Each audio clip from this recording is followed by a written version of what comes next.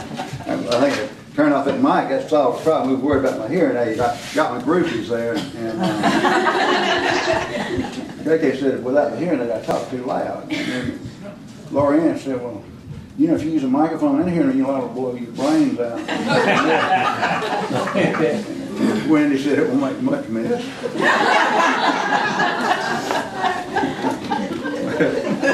Y'all forget, I'm not going to read this one in the world.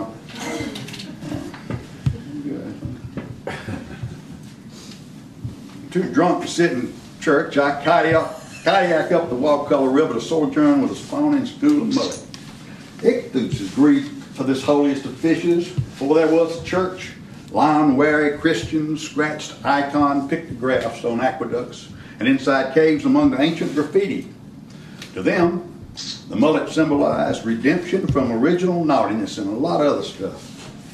For me, the mullet is a sort of subaquatic dove, a transcendental spirit. She jumps for the joy of mediating sky and sea and mud, the prototypal meat of everybody. A leap of faith, ignoring gravity, trailing microcosmic beads of quicksilver. The sacred spark that embers in all living things inspires the humble mullet's flight, the way I see it.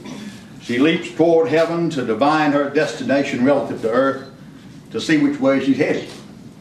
I think she jumps because she can't quite fly, though she has seen it done by cormorants, ospreys, splashing through the quasi-limits of the mirrored world to fly away with goat-eyed kin and feet or talons. At night, the mullet rockets through the floating moon into the milky smudge of stars against the outer dark. She doesn't shake or turn in flight like tarpons do, but gives herself to toxic air, riding out the ecstasy of self-propelled momentum. She sails forever, flashing silver-plated mail right back to heaven. Then she splats back through reflected shadows of a perfect self, the soul of mullet, shucking off an incidental parasite or two. She's fruitful too and quick to multiply. She spawns in daylight with the other fishes. At night, her lunar image on the water fractures kaleidoscopically, cloning silver shards and slivers. Who wrote this? She's a beauty of the water. Some weird bastard. He comes and goes. Some call him Hyde and some Jekyll. Silver shards and slivers. My editor. She is a dewy water lily spirit who doesn't toil beyond a mile meander through the swaying grass. Nor does she spin, except the gold and silver threads her leaps of faith unravel from the floating yarn of sun and moon. And these her darting shuttle weaves into the sacred tapestry of life, or slings a lasso around a bank of brooding clouds. Most kosher of fishes, she has scales and swims in sweet accord with Deuteronomy. No unclean deepest passes through her osculating lips or grainy gizzard. No ort of tainted meat or any meat at all, except by accident. Thus it's known that 7 of her kith were of the kind to sacrifice their unpolluted flesh to mobs that gathered on the pristine shores of Galilee. For multitudes, a feast of mullet can be stretched out pretty thin with barley loaves of grits. There's also mullet soup and stew where you can butterfly a mullet flat and nail her to a board to dry in smoke or sunshine. I like to make medallions with a cookie cutter and fry them crispy as a melting host upon the tongue. Oh man! But whoa! 2 shotgun blasts, one fast behind the other shout of drowsy culinary musings.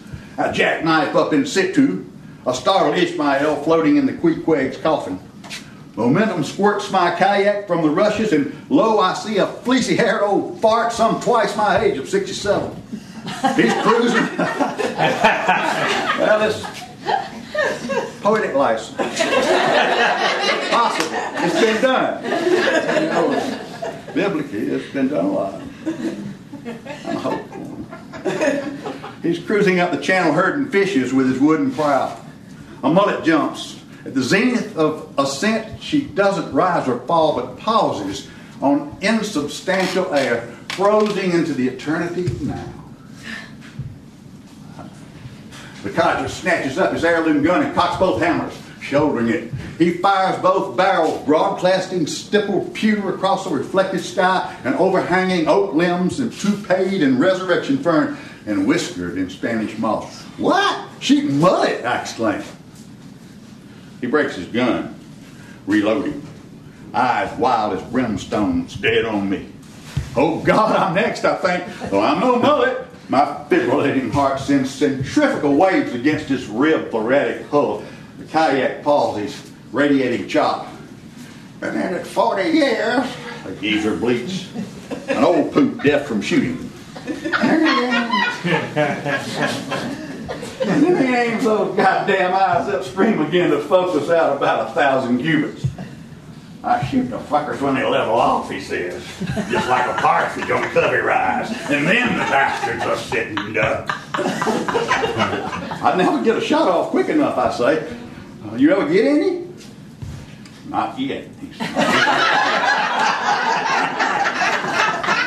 He sets his stubble chin upriver, cracks the throttle with apocalyptic vengeance, as if the time for bagging fish were near at hand. He leaves me wobbling in his smoky wake, confounded.